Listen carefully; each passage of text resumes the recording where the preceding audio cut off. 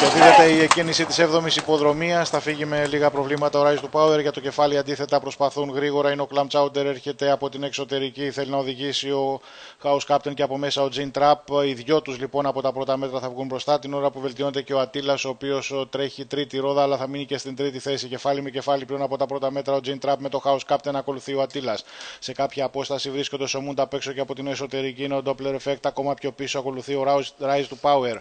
Όλα αυτά καθώς φτάσαμε στα τελευταία 700 μέτρα της διαδρομής και πάντα από την εσωτερική ο Gin Trap απ' έξω ο House Captain είναι τα δύο άλογα που προηγούνται. Ο Ατήλας ήδη φαίνεται να χάνει έδαφος και αναπτύσσεται εσωτερικά του, κυρίως ο Doppler Effect, ενώ προσπαθεί να βελτιωθεί και ο Σομούντ.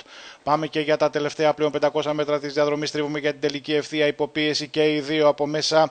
Προσπαθεί ο Gin Trap και απ' έξω ο House Captain με μεγάλη διαφορά από τους υπόλοιπους, εκ των οποίων ο Σομούντ περνά στην τρίτη θέση.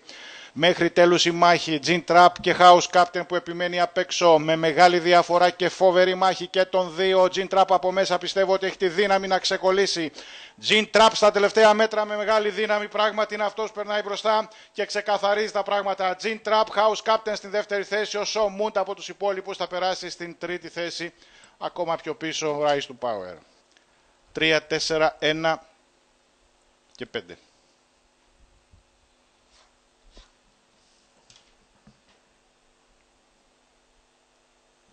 Πήρε τη ρεβάνς, τα μέτρα φαντάζουν ιδανικά για αυτόν.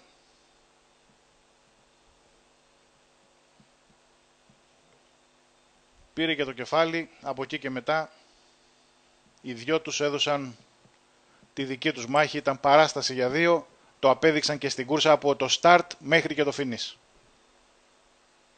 Από τους υπόλοιπους ο Σομούντ θα περάσει τρίτος, διότι κάτι συνέβη στο Doppler Effect που θα κάτσει στο τέλος. Η ομόσταυλη Rise to Power Ατήλας ήταν τέταρτη-πέμπτη. Doppler Effect θα μείνει έκτος και στη τελευταία θέση ο Clam Chowder.